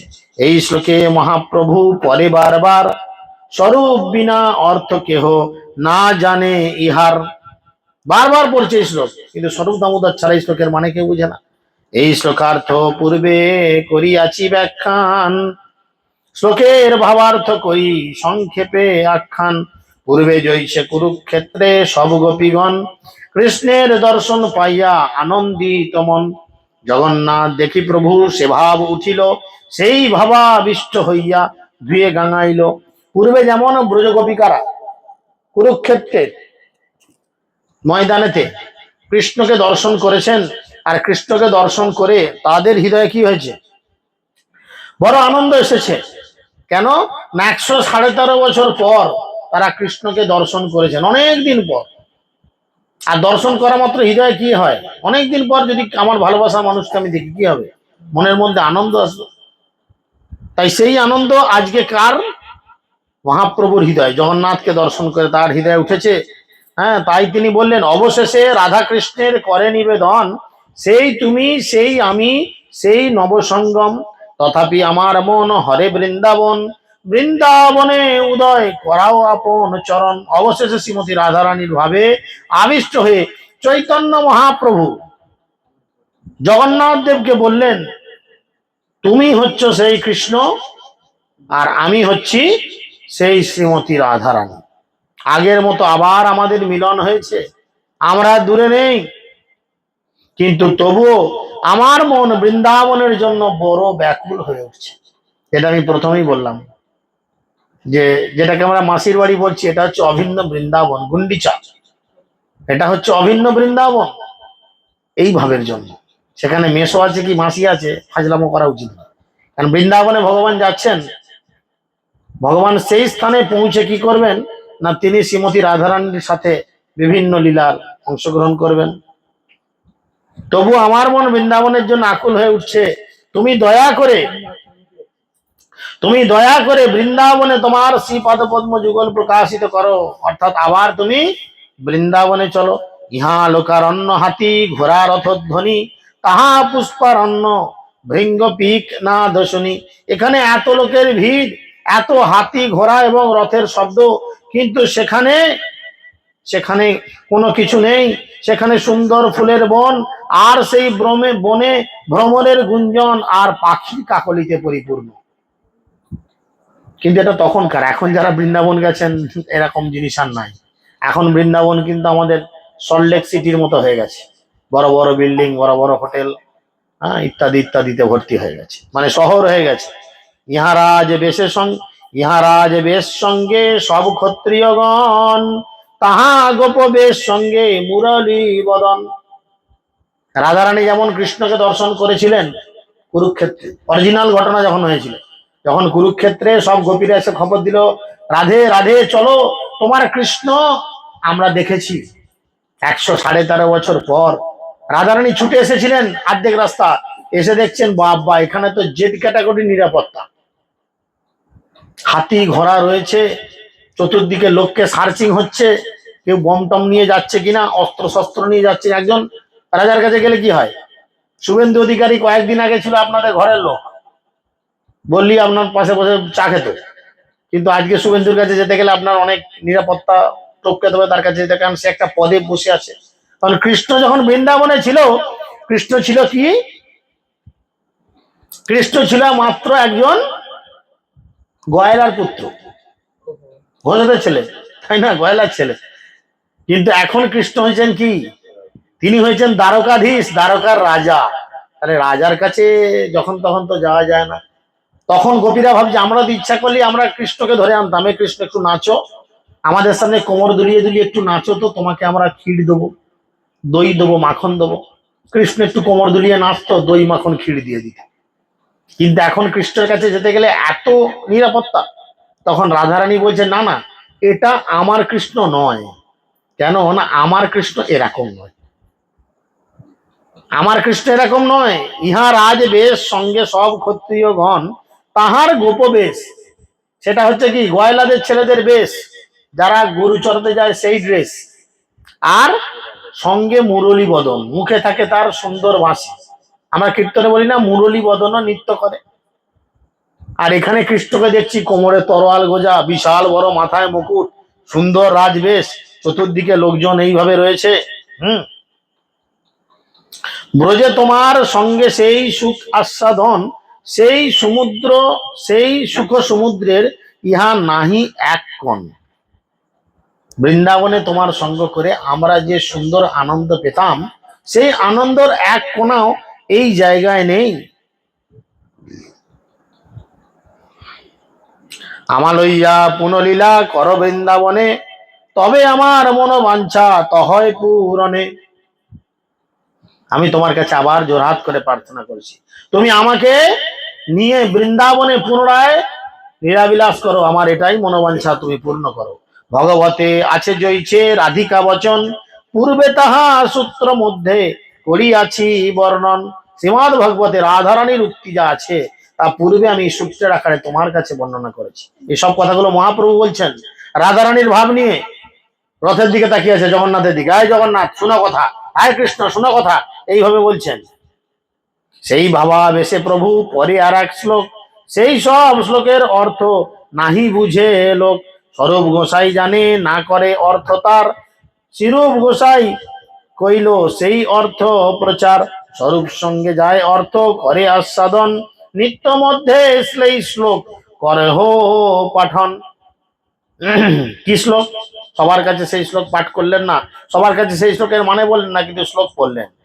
আহুচ তে নলিভ নাভ পদ্ম অরবিন্দ্যম, যোগ ঈশ্বরে হৃদি বিচিন্ত্যম অগাধ বধৈ, সংসার কুপপতিত উত্তরণ অবলম্বন, গেহম যশম ওপি মনসি উদিয়ত সদান। গোপিকারা বললেন, হে কমলনাভ, সংসার কূপে পতিত মানুষদের উদ্ধারের একমাত্র অবলম্বন হচ্ছে তুমি। এই সংসারকে কি বলা হয়? এই সংসারকে কি বলা হয়? অন্ধকূপ। বুঝতে পারছেন? এই সংসার হচ্ছে অন্ধকূপ। প্রহ্লাদ মহারাজ বলছেন সংসার অন্ধকূপম। তাই এই অন্ধকূপ থেকে উদ্ধার পাওয়ার একমাত্র অবলম্বন হচ্ছে তুমি। আপনারা মানেন না? আজকে হরিকথা হচ্ছে বলে মানেন, অন্যদিন মানেন না। একটা উদাহরণ দিই, দেখেন। যেই লোকটা সারা জীবন কালী পুজো করে গেল, যেই লোকটা সারা জীবন দুর্গা করে গেল, যেই লোকটা সারা জীবন লক্ষ্মী লক্ষ্মী করে গেল, যেই লোকটা সারা জীবন মনসা মনসা করে গেল, মনসা ডাঙাটা এখান থেকে কোথায়? কাছাকাছি তো কোথায় নাকি? না আপনাদের বাড়িতে আবার শেষকালে দেখতে পাওয়া যাচ্ছে। তাহলে যেই লোকটা পুজো করে যাচ্ছে, মা মনসা করে যাচ্ছে, মরলে তাকে পিঠে বা কাঁধে যখন চাপাবে বলবে কি? জয় মা মনসা, জয় মা কালী, হরি ছাড়া গতি নাই। বুঝেছেন? তাই তিনি বলছেন এই সংসার অন্ধকূপে পতিত মানুষের উদ্ধারের একমাত্র পথ হচ্ছে তুমি। তোমার পাদপদ্মকে অবলম্বন স্বরূপ, তোমার পাদপদ্মকে যা অসীম জ্ঞান সম্পন্ন মহান যোগীরা সর্বদাই তাদের হৃদয়ে ধ্যান করেন। বড় বড় যোগী ঋষি মণিরা তোমার পাদপদ্ম, তোমার দুই চরণ তাদের হৃদয়ে ধারণ করে রাখেন। গৃহে ধর্মরত আমাদের মনে আপনার সেই চরণ উদিত হোক। অন্যের হৃদয় মন, মোর মন বৃন্দাবন, মনে মনে মনে মনে এক করে জানি, তাহা তোমার পাদদয় করাহ যদি উদয়, তবে তোমার পূর্ণ কৃপা মানি। হে ভগবান, শ্রীমতী রাধারানীর ভাবে ভাবিত হয়ে চৈতন্য মহাপ্রভু বললেন, অন্য লোকের মন মনই হচ্ছে হৃদয়, কিন্তু আমার মন বৃন্দাবনের থেকে পৃথক নয়। আমার মন বৃন্দাবনকে এক বলে আমি জানি। আর সেখানে যদি তুমি তোমার পাদপদ্মের উদয় ঘটাও, তবে তুমি আমাকে যে পূর্ণ কৃপা করেছো আমি এইটা বলে মনে করি। প্রাণনাথ শুনো মোর সত্য নিবেদন, ব্রজ আমার সদন তাহা তোমার সঙ্গম, না পাইলে না রহে জীবন। তিনি বলছেন, প্রাণনাথ আমার সত্য নিবেদন শুনো, বৃন্দাবন আমার গৃহ, সেখানে আমি তোমার সঙ্গে সঙ্গ সুখ কামনা করি। রাধাকৃষ্ণের মিলন কোথায়? রাধাকৃষ্ণের লীলা কোথায়? কেবলমাত্র বৃন্দাবন। আর কোথাও আপনি ভারতবর্ষের আর কোথাও দেখাতে পাবেন না। রাধাকৃষ্ণের লীলা চলেছে, তারা মিলিত হয়েছেন কেবলমাত্র বৃন্দাবন। ওটাই হচ্ছে ওদের সেফ জায়গা, নিরাপদ জায়গা। বুঝতে পেরেছেন? তাই বলছেন, প্রাণনাথ আমার সত্য নিবেদন শোনো, বৃন্দাবন আমার গৃহ এবং সেখানে আমি তোমার সঙ্গ সুখ কামনা করি, কিন্তু তা যদি আমি না পাই তাহলে আমার পক্ষে জীবন ধারণ করা বড় কষ্টকর। আমি বৃন্দাবন ছাড়া অন্য কিছু জায়গায় জীবন ধারণ করতে পারবো না। পূর্বে উদ্ধব দ্বারে এবে সাক্ষাৎ আমারে, যোগ জ্ঞানে কহিল উপায়, তুমি বিদগ্ধ কৃপাময় জানাহ আমার হৃদয়, মোরে ওইছে কহিতে না জুড়ায়। তিনি বলছেন, হে কৃষ্ণ, তুমি যখন মথুরায় ছিলে তখন উদ্ধবের মুখে জ্ঞানযোগ উপদেশ দিয়েছিলে, এখন তুমি সেই জ্ঞানযোগ উপদেশ দিচ্ছ। আমার হৃদয় প্রেমময়, তাতে জ্ঞান এবং যোগের কোনো স্থান নেই। তা জেনেও আমাকে তোমার এরকম উপদেশ দেওয়া উচিত নয়। তুমি যখন জানো আমি এই উপদেশ গ্রহণ করব না। চিত্তকারী তোমা হইতে বিষয়ে চাহি লাগাইতে, যত্ন করি নারী কাটিবারে, তারে ধ্যান শিক্ষা করাও লোক হাসাইয়া মারো, স্থান না করো বিচারে। চৈতন্য মহাপ্রভু আরো বললেন, আমি তোমার থেকে চিত্ত উঠিয়ে নানা বিষয়ে মন লাগাতে চাইলেও পারি না। আমি চাই তোমার মতো লম্পট পুরুষের সঙ্গে আমার কোনো সম্পর্ক যেন না থাকে। তোমাকে আমি ভুলে যেতে চাই, তোমার প্রতি আমার ভালোবাসা রাখার দরকার নাই। কিন্তু হায় কপাল, আমি যতবার তোমার কাছ থেকে আমার মনকে ঘুরিয়ে নিয়ে গিয়ে অন্য কোথাও লাগাতে চেয়েছি, বারবার সেই মন ঘুরে ঘুরে তোমার দিকেই পড়েছে। বলে ঢেকি যেখানেই মাথা ঘোরায় কোথায় গিয়ে পড়ে? সেই গর্তের মধ্যে মাথা ঢোকে, তাই কিনা? ঠিক সেরকম রাধারানী বলছেন, চৈতন্য মহাপ্রভু তার ভাব নিয়ে বলছেন যে আমি তোমার থেকে আমার চিত্ত উঠিয়ে অন্য কোনো বিষয় লাগাতে চাইলেও আমি সেটা করতে পারি না। অতএব তোমার প্রতি এইরকম অনুরাগ যখন আমার স্বভাব, তখন আমাকে ধ্যান শিক্ষা দেওয়া কেবল লোক হাস্যকর মাত্র। আমি তোমাকে ভালোবেসেই আমার জীবনকে উদ্ধার করে নিতে পারি, সেখানে আমাকে গীতা ভাগবত পড়ার বা সেই শিক্ষা দেওয়ার কোনো যুক্তি নাই। আমার কাজ কেবলমাত্র তোমাকে আনন্দ দেওয়া। রাধারানীর কি কাজ ছিল? রাধারানী কৃষ্ণের কি শক্তি জানেন না কেউ? আল্লাদিনী শক্তি বা আনন্দ বর্ধনকারী শক্তি। আল্লাদিনী শক্তি বললে আমরা অনেক সময় বুঝবো না। আনন্দ বর্ধনকারী মানে যে শক্তিতে বা যার কাছে থাকলে আনন্দ বাড়ে। তাহলে কৃষ্ণ আনন্দ বাড়ে কাকে দেখলে? রাধারানীকে দেখলে। এরকম অনেক লীলা আছে। গিরি গোবর্ধন লীলায় যখন গিরিরাজকে বাঁ হাতের কোণে আঙুলে তুলেছে, আপনারা জানেন তো? গিরি গোবর্ধনকে বাঁ হাতের কোণে আঙুলে তুলেছিল। হ্যাঁ, তো বাঁ হাতে তুলেছে, তুলে কি করেছে? কৃষ্ণ দাঁড়িয়ে আছে, আর কৃষ্ণের সমস্ত ওই গোয়ালা বন্ধুরা তারাও এসে দাঁড়িয়ে আছে। আর গোয়ালাদের বা যারা মাঠে রাখাল তাদের হাতে একটা লাঠি থাকে, তাই না? তো সেই লাঠি রয়েছে। আর প্রত্যেকটা লীলায় যতক্ষণ না নায়িকা ঢোকে ততক্ষণ কিন্তু সিনেমা ঠিক জমে না। শুধু নায়ক থাকলে হবে? নায়িকা তো থাকতে হবে, তবে তো প্রেম বাড়বে। রাধারানী যখনই এসে ঢুকেছে, সামনে দাঁড়িয়েছে গিরিরাজ গোবর্ধনের সামনে, কৃষ্ণের সামনে, কৃষ্ণ নাম ধরে আছে। রাধারানীকে দেখে কৃষ্ণের মনে আনন্দ হয়েছে, কৃষ্ণ এরম করে একটু নড়ে উঠেছে। আর যেমনি এরম নড়েছে, পাহাড়টা কিরম হবে? পাহাড়ও নড়েছে। এবার তলায় যে বন্ধুরা দিল, লাঠি করে ধরতে গেছে, তাদের এই হাল পাঁজা লাঠি দিয়ে পাহাড়টাকে আটকানো যায়? বলেন তো, সম্ভব? বোকার মতো কাজ নয়। তাই সেরকম রাধারানীকে দেখে কৃষ্ণের মনে বড় আনন্দ হয়। রাধারানীর ভাবনি, ওই জন্য মহাপ্রভু বলছেন যে আমার একমাত্র কাজ কেবলমাত্র তোমাকে আনন্দ দেয়, ব্যাস। আমার আর অন্য কিছু ভাবার দরকার নেই। আমার জীবনে আমি ভক্তি করতে শিখলাম কিনা, গীতা ভাগবত শিখলাম কিনা, বা অন্য কিছু শিখলাম কিনা, আমার ওয়ান অ্যান্ড অনলি ডিউটি কি? কেবলমাত্র তোমাকে আনন্দ দেয়। কেন? তোমাকে আনন্দ দিলেই আমার লাভ, ভগবান খুশি। ভক্ত খুশি মানে ভগবান খুশি, আর ভগবান খুশি মানে আমার আর কি লাগবে বলেন? ভগবান খুশি হলে আমার ষোলমালা জপ লাগবে, আমার মঙ্গল আরতি লাগবে, আমার দর্শন আরতি, ভোগারতি ইত্যাদি কিছু লাগবে? হ্যাঁ, 4টি নিয়ম পালন কিছু লাগবে? ভগবান খুশি হলে আপনি মুহূর্তের মধ্যে তার কৃপায় তার ধামে পৌঁছে যাবেন। তাই এখানে বলছেন কেবল লোক হাস্যকর মাত্র তুমি। হ্যাঁ, সুতরাং তুমি স্থান বিচার করনি। রূপ গোস্বামী ভক্তি রসামিত সিন্ধু গ্রন্থে বলছেন শুদ্ধ ভক্তির সংজ্ঞা কি? শুদ্ধ ভক্তির সঙ্গে কি? অন্যাভেলিসিত শূন্যাং জ্ঞান কর্মাদি বিষামৃতম অনুকূল্যেন কৃষ্ণ নিশ্লম ভক্তির উত্তম। সমস্ত অন্য অভিলাষ শূন্যং।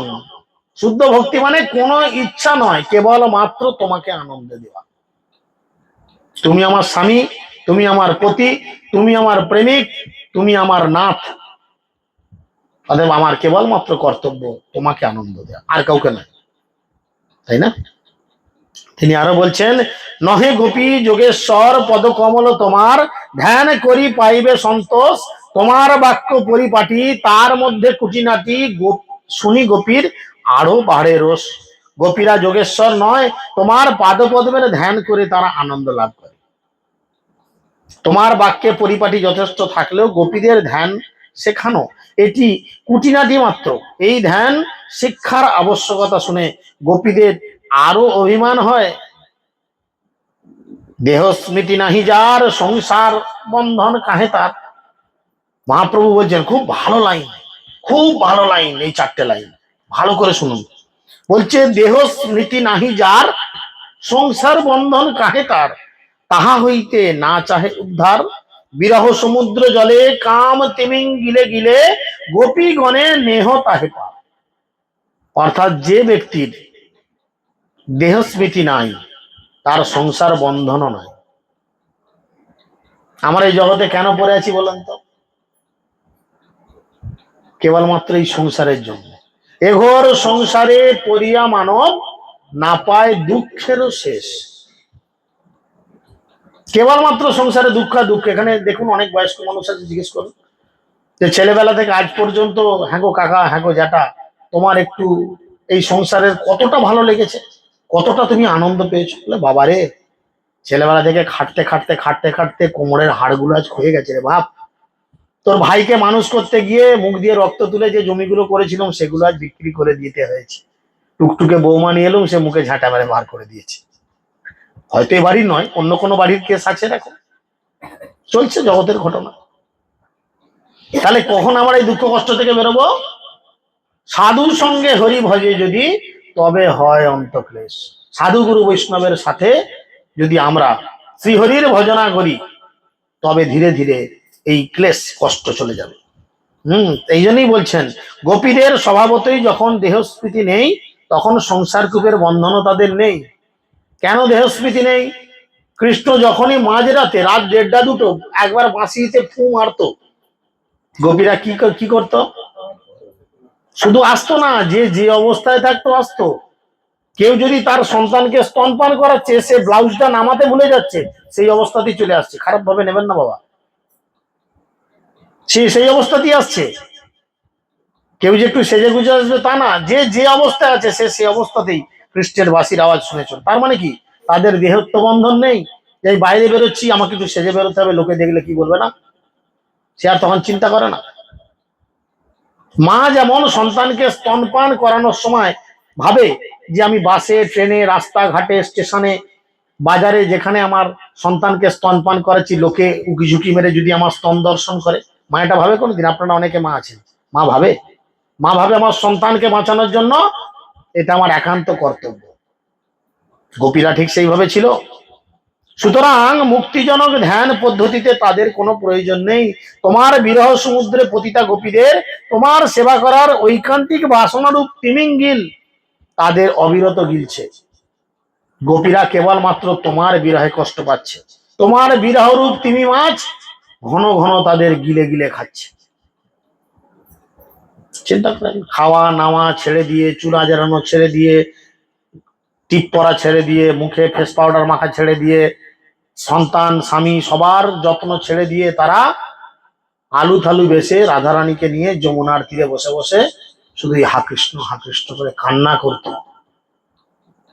স্বামী কি বলবে, ননদ কি বলবে, ভাসুর কি বলবে, পাড়ার লোক কি বলবে, দেশে কি বলবে, তাদের কোন রকম বিচার ছিল না। কারণ তারা দেহত্ব বুদ্ধির মধ্যে ছিলেন না। তারা জানতেন কৃষ্ণই আমাদের সব। সেই তিমিঙ্গিলের মুখ থেকে তুমি তাদের কৃপা করে উদ্ধার করো। নিত্য সিদ্ধ গোপীরা যোগীয় জ্ঞানীর অভিলেপসিত মুক্তি কখনোই চায় না। বৃন্দাবন গোবর্ধন যমুনা পুলিন বন, সেই কুঞ্জে রাসদিক লীলা, সেই ব্রজের ব্রজজন মাতা পিতা বন্ধুগণ, বড় চিত্র কেমন প্রসারিলা। বৃন্দাবন গোবর্ধন যমুনা পুলিন বন এবং সেই কুঞ্জে রাসদিক লীলা, তোমার সেই ব্রজজনের মাতা পিতা বন্ধুদের কথা তুমি কি করে ভুলে গেলে? কৃষ্ণ, তোমার মনে পড়ছে না? কে বলছে? রথের নিচে দাঁড়িয়ে রয়েছেন মহাপ্রভু।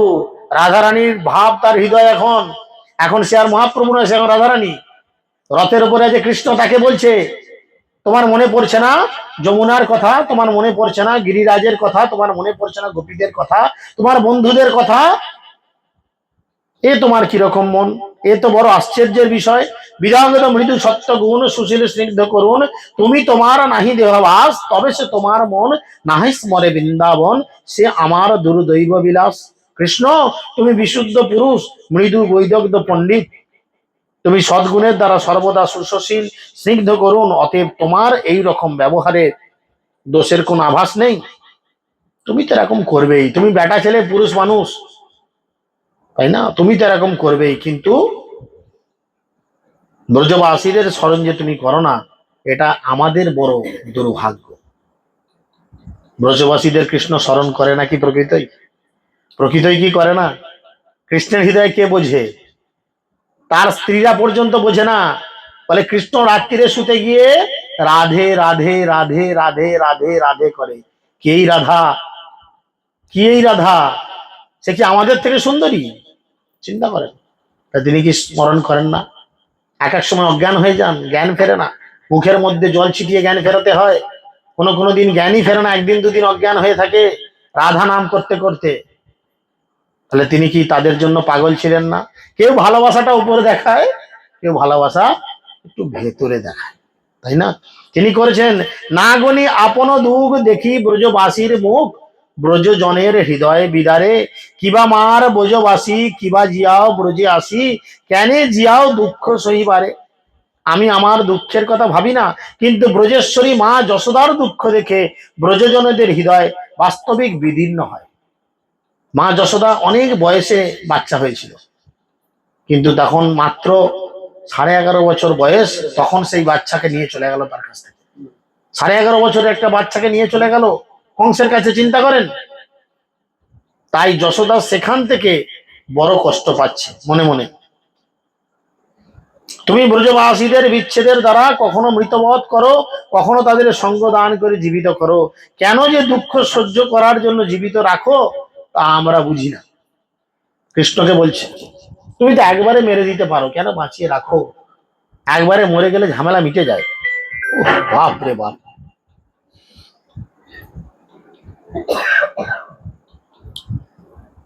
একবারে মেরে দিয়ে মিটে যায়, সেই জন্যই বলছে, তোমার যে অন্য বেশ, অন্য সঙ্গ, অন্য দেশ, ব্রজজনে কবু নাহি ভাই, ব্রজভূমি ছাড়িতে নারে, তোমা না দেখিলে মরে, ব্রজজনের কি হবে উপায়।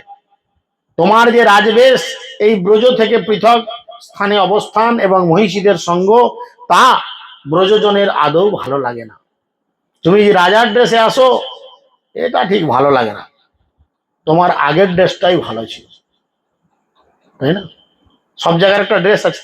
এই যে আমরা ক্লাস এসেছি বা প্রচার এসেছি, ধুতি উত্তরীয়, যদিও এইটাই আমাদের প্রকৃত বেশ, কিন্তু কাজের সূত্রে আমাদেরও প্যান্ট শার্ট পরতে হয়।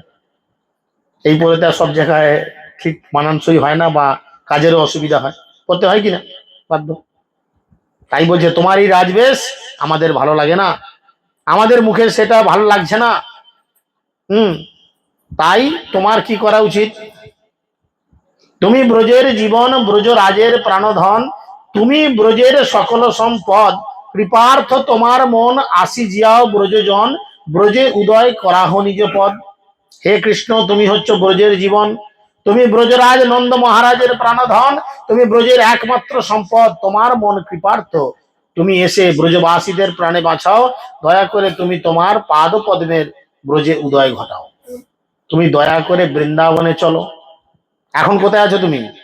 এখন আছো সুন্দরাচল, এই রথ চালু হয়েছে সুন্দরাচল, এই সরি নীলাচলে আছো এখন তুমি। তুমি দয়া করে কোথায় চলো? সুন্দরাচল, অভিন্ন বৃন্দাবন গুন্ডিচায় চলো, সেখানে সমস্ত ব্রজবাসীর অপেক্ষা করছে। যার জন্য শেষ দিনে, আমাদের রথের শেষ দিনে জগন্নাথকে রথে তোলার আগে সমস্ত ব্রজবাসীরা কি করেন? জগন্নাথকে আলিঙ্গন করে কান্না করে, অনেকে কান্নায় ভেঙেও পড়ে, অনেকে দেখেছি বসে বসে খুব কাঁদে। জগন্নাথ তো তোদের পাড়াতেই থাকবে, তো কাঁদছিস কেন? কারণ এই যে আনন্দ, জগন্নাথ থাকার এই যে 8 দিন 9 দিনের আনন্দ, এই আনন্দ তারা যে হৃদয় পেয়েছে, আজকে ভগবান তাদের কাছ থেকে অনেক দূরে আবার সেই নীলাচলে চলে যাচ্ছে, তাই তারা সেই কষ্টে কান্না করে। তুমি কৃপা করে এখানে এসো, শুনিয়া রাধিকা বাণী ব্রজ প্রেম মনে আনি, ভাবে ব্যাকুল হইত দেহ মন, ব্রজলোকের প্রেম শুনি আপনাকে ঋণী মানি। পরে কৃষ্ণ তার আশ্বাসন, শ্রীমতী রাধারানীর বাণী শুনে তার প্রতি ব্রজবাসীদের গভীর প্রেম স্মরণ করে শ্রীকৃষ্ণের দেহ এবং মন অত্যন্ত ব্যাকুলিত হতে লাগলো। ব্রজবাসীদের প্রেমের মহিমা শ্রবণ করে শ্রীকৃষ্ণ নিজেকে তাদের কাছে ঋণী বলে মনে করে শ্রীমতী রাধারানীকে তিনি আশ্বাস দিলেন। কি আশ্বাস দিলেন আমরা এটা পরেই আজকে বিশ্রাম করব। বুঝতে পারছি 1 ঘন্টা হয়ে গেল প্রায়। প্রাণপ্রিয়ে শুনো মোর এ সত্য বচন, তোমার সবার স্মরণে জুড়ে মুই রাত্রি দিনে, মোর দুঃখ না জানে কোন জন। প্রাণপ্রিয় রাধে, দয়া করে আমার সত্য বচন শোনো। তোমাদের সকলের কথা স্মরণ করতে করতে আমি দিন রাত রোদন করি, আমার দুঃখের কথা কেউ জানে না। একটা সংসার চালাতে গেলে একটা বাড়ির পুরুষ মানুষকে যে কত পরিশ্রম করতে হয়, তার মাথায় কত টেনশন থাকে, একটা মেয়ে কিন্তু এটা বোঝে না। তারা খুন্তি দুটো নেড়ে দিয়ে দুটো সন্তানের জন্ম দিয়ে তাদের দেখভাল করে আমাদেরই ঘুরে বড় বড় ডায়লগ মারে। তোমরা জানো আমাদের কত টেনশন। কিন্তু একটা বেটা ছেলের টেনশন যদি 50টা মেয়ের উপর ভাগ করে দেওয়া হয় না, 50টা মেয়ে বোধহয় পাগল হয়ে যাবে। কিন্তু একটা পুরুষ মানুষকে দেখে সহজে বোঝা যায় না তার ভেতরে কত আকাশ পাতাল চলছে, তার ভেতরে কত উথাল পাতাল অবস্থা চলছে, এটা বোঝা যায় না, কারণ সে সহজে প্রকাশ করে না। একজন পুরুষ এইভাবে নিজের কষ্টকে জগতের মাঝে প্রকাশ করে না, সে সহ্য করে। তাই কৃষ্ণ বলছে তুমি জানো না আমি দিন রাত তোমাদের জন্য কান্না করি, আমার দুঃখের কথা কেউ জানে না। ব্রজবাসী যত জন মাতা পিতা সখাগণ সবে হয় মোর প্রাণ সম, তার মধ্যে গোপীগণ সাক্ষাৎ মোর জীবন, তুমি মোর জীবনের জীবন। শ্রীকৃষ্ণ বললেন ব্রজ গোপিকারা আমার, সমস্ত ব্রজবাসীরা আমার মাতা পিতা সখাগণ সকলেই আমার প্রাণ, তার মধ্যে ব্রজ গোপিকারা সাক্ষাৎ আমার জীবন, আর তুমি হচ্ছে আমার জীবনেরও জীবন। বুঝেছেন? তোমার তোমার সবার প্রাণ রসে আমাকে করিল বসে, আমি তোমার অধীন কেবল, তোমা সবার ছাড়াইয়া আমাদুর দেশে লইয়া রাখিয়েছে দুদৈব প্রবল। তোমাদের সকলের প্রেম আমাকে বশীভূত করেছে, আমি কেবল তোমাদের অধীন। ভগবানকে টাকা পয়সা গাড়ি বাড়ি দিয়ে তাকে অধীনস্থ করা যাবে না। যে আপনার পকেটে কোটি কোটি টাকা আছে, কৃষ্ণ তুমি বাধ্য আমার কাছে থাকতে, কৃষ্ণ বাধ্য নয়। কৃষ্ণ একমাত্র বশ ভক্তি প্রেম রস। বুঝেছেন? শুদ্ধ ভক্তির দ্বারা কৃষ্ণ বশীভূত হয়। তাই বলছে আমি তোমাদের চরণে বশীভূত, আমি কেবল তোমাদের অধীন। আমার প্রবল দুর্দৈব তোমাদের সকলের থেকে আমাকে বিচ্ছিন্ন করে দূরে নিয়ে গেছে। আমার ভাগ্য খারাপ, আমার কপাল মন্দ। কৃষ্ণ বলছে, জগন্নাথ বলছে যে আমার কপাল মন্দ যে তোমাদের থেকে আমাকে দূরে নিয়ে গেছে। প্রিয়া প্রিয়া প্রিয় সঙ্গীহীনা, প্রিয় প্রিয়া সঙ্গ বিনা না জিয়ে এ সত্য প্রমাণ, মোর দশা শোন যাবে তার এই দশা হবে, এই বহে দুহের হয়ে প্রাণ। প্রিয় সঙ্গীহীনা প্রিয়সী, প্রিয় সঙ্গীহীন প্রেমিক সে বাঁচতে পারে না, এটাই সত্য প্রমাণ। তথাপি তারা এই মনে করে বেঁচে থাকে যে আমি মরেছি শুনলে তারও মৃত্যু হবে। বলছেন রাধারানীও তার গোপীদের কাছে বলছেন, মরিব মরিব সখী নিশ্চয়ই মরিব, কানু হেন গুণনিধি কারে দিয়ে যাব। একজন প্রেমিক আর একজন প্রেমিকা একে অপরের যে প্রেম, সেই প্রেমের মধ্যে তারা বোঝে যা আমরা একে অপরের উপর কত ডিপেন্ডেবল। সে জানে আমি যদি মরে যাই তাহলে আমার কানাইকে আমি কার কাছে রেখে যাব, কে আমার কানাইকে আমার মতো সামলাবে। তার বদমাইশি, তার রেগে যাওয়া, খেতে বসে এই খাবো না আমাকে এক্ষুনি এই করে দাও তাই করে দাও ইত্যাদি, এই সমস্ত চপলতা কে সহ্য করবে? সহ্য করবে? কেউ করবে না। মা যেমন সন্তানের বাঁদরামোগুলো সহ্য করে, কাকিমা জেঠিমা সহ্য করবে সহজে? বলেন তো। মা সহ্য করবে। একটা ছেলে প্যান্টে পায়খানা করে ফেললো, বাচ্চা ছেলে একদম নিউবর্ন বেবি, আমরা বাবারা কতটা পরিষ্কার করেছি একটু হাত তুলে বলুন তো, করেছি? তার মাকে ডাকি, কই গো খ্যাপা মনে হচ্ছে দেখো হলদে করে দিয়েছে, তাই না? মা এসে কি করে? নির্দ্বিধায় নিঃসংকোচে সব পরিষ্কার করে ভালো করে পাউডার মাকে আবার দিয়ে দিল বাপের কোলে, যাও লিয়ে ঘুরো। আমরা কতটা করেছি বলেন তো? আমরা তো অনেকই বাবা আছি এখানে, বলুন। খুব কম, খুব কম, রেয়ার। তাই জন্য এখানে তিনি বলছেন আমরা একে অপরের এই পরিপূরক। মরিব মরিব সখী নিশ্চয়ই মরিব, কানু হেন গুণনিধি কারে দিয়ে যাব? না পুড়াইও রাধা অঙ্গ, না ভাসাইও জলে, মরিলে বাঁধিয়ে রেখো তমালের ডালে। কারণ আমার কানাই বড় পাগল, সে আমাকে দেখতে না পেলে পাগলের মতো কান্না করবে, হাত পা ছুড়বে, দেয়ালে মাথা ঢুকবে, কি করবে না করবে সে খুঁজে পাবে না।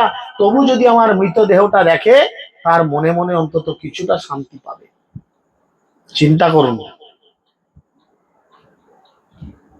তিনি বলছেন যে আমি মরেছি শুনলে তারও মৃত্যু হবে। প্রকৃত প্রেম, প্রেমিকা মরে গেছে শুনলে প্রেমিকও বেশি দিন বাঁচবে না, সেও মরে যাবে।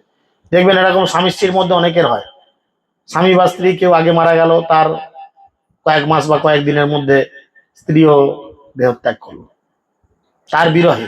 তার গাড়ি বাড়ি টাকা পয়সা সন্তান আদি বৌমা সব আছে, হয় না এরকম? বড় দুর্লভ। আমাদের সকলের প্রার্থনা করা উচিত, আমরা একে অপরের প্রতি ডিপেন্ডেবল থাকি, আমাদের সকলের প্রার্থনা করি, হে প্রভু আমাদের এইরূপ মৃত্যু দাও। মৃত্যু তো হবেই, বেঁচে থাকবো কিন্তু এইরূপ মৃত্যু দাও, যাতে দেশের লোক দশের লোক আঙুল তুলে বলতে পারে তাকাও কত সুন্দর প্রেমিক প্রেমিক যুগল। সেই সতী প্রেমবতী প্রেমবান সেই পতি, বিয়োগ বিয়োগ যে বাঞ্ছে প্রিয় হিতে, না গণে আপন দুঃখ বাঞ্ছে প্রিয়জনের সুখ, সেই দুয়ে মিলে অচিরাতে। সেই সতী প্রেমবতী এবং সেই পতি প্রেমবান, যারা বিরহেও পরস্পরের হিত কামনা করেন, তারা নিজেদের দুঃখের কথা বিবেচনা না করে কেবল প্রিয়জনের সুখ কামনা করেন, সেই প্রেমিক প্রেমিকা অচিরেই পরস্পরের সঙ্গে মিলিত হন। প্রেমিকা চাইছেন আমার প্রেমিকের সমস্ত রোগ সমস্ত দুঃখ কষ্ট হে ভগবান তুমি আমাকে দাও, ওকে তবু ভালো রেখো। প্রেমিক চাইছেন আমার প্রেমিকার সমস্ত কষ্ট দুঃখ ভগবান তুমি আমাকে দাও, তবু তুমি ওকে ভালো রাখো। আচ্ছা, বলছে কি না, এই ধরনের প্রেমিক প্রেমিকা অচিরেই পরস্পরের সঙ্গে মিলিত হন। রাখিতে তোমার জীবন সেবি আমি নারায়ণ, তার সত্যে আসি নীতি নীতি, তোমার সনে ক্রীড়া করি নীতি যাই যদুপুরী, তাহা তুমি মানহ মোর স্ফূর্তি। তুমি আমার নিত্য প্রিয়া, আমার বিরহে তুমি যে বাঁচবে না তা জেনে আমি নারায়ণের সেবা করি এবং তার বিভূত শক্তি বলে প্রতিদিন ব্রজে এসে তোমার সঙ্গে ক্রীড়া করি, আবার যদুপুরীতে ফিরে যাই। তুমি বৃন্দাবনে সব সময় তোমার উপস্থিতি অনুভব করো। হে রাধে, আমি প্রত্যেক দিন কি করি, তোমার কাছে যাই বৃন্দাবনে, সূক্ষ্ম রূপে যাই। কি রূপে যাই? সূক্ষ্ম রূপে। মারা গেলে দেহত্যাগ করার পর দেহ সূক্ষ্ম রূপে 10-12 দিন আপনার বাড়ির চতুর্দিকে ঘুরে বেড়ায়। ভগবান তার অষ্ট বিকার করতে পারে, তার মধ্যে সূক্ষ্মতা আছে। তাই আমি সূক্ষ্ম রূপে তোমার কাছে যাই, তুমি রান্না করো, তোমার পাশে দাঁড়িয়ে দাঁড়িয়ে বলি বেগুন ভাজাটা হলো, যেটা আমার ফেভারিট জিনিস সেটা বলি পটল ভাজা হলো, ফুলকপি ভাজা হলো, বিরিয়ানিটার কত দেরি, চাউমিনটা বেশি করে ঝাল দিয়েছো তো, ভালো লাগবে তো। পাশে দাঁড়িয়ে বলি, নাইবা খেতে পেলাম, নাইবা গন্ধ শুকতে পেলাম, নাইবা চোখে দেখতে পেলাম, অনুভব তো করি। Yes, this is the real love. প্রকৃত ভালোবাসা হচ্ছে এটা। হ্যাঁ, তাই আমি বৃন্দাবনে প্রতিদিন যাই। মোর ভাগ্যে মো বিষয়ে তোমার যে প্রেম হয়, সেই প্রেম পরম প্রবাল, লুকাইয়া আমা আনে সঙ্গ করায় তোমার সনে, প্রকটেহ আনিব সত্তরে। আমার অনেক সৌভাগ্য যে আমার প্রতি তোমার যে প্রেম সেটা পরম, তা লুকিয়ে আমাকে নিয়ে এসে তোমার সঙ্গ করায়। আমি আশা করি যে শীঘ্রই আমি তোমাদের সকলের কাছে প্রকটিত হব। যাদবের বিপক্ষ যত দুষ্ট কংস পক্ষ, যাহা আমি কইনে সব ক্ষয়, আছে 2-4 জন তাহা মারি বৃন্দাবন, আইলাম আমি জানিও নিশ্চয়।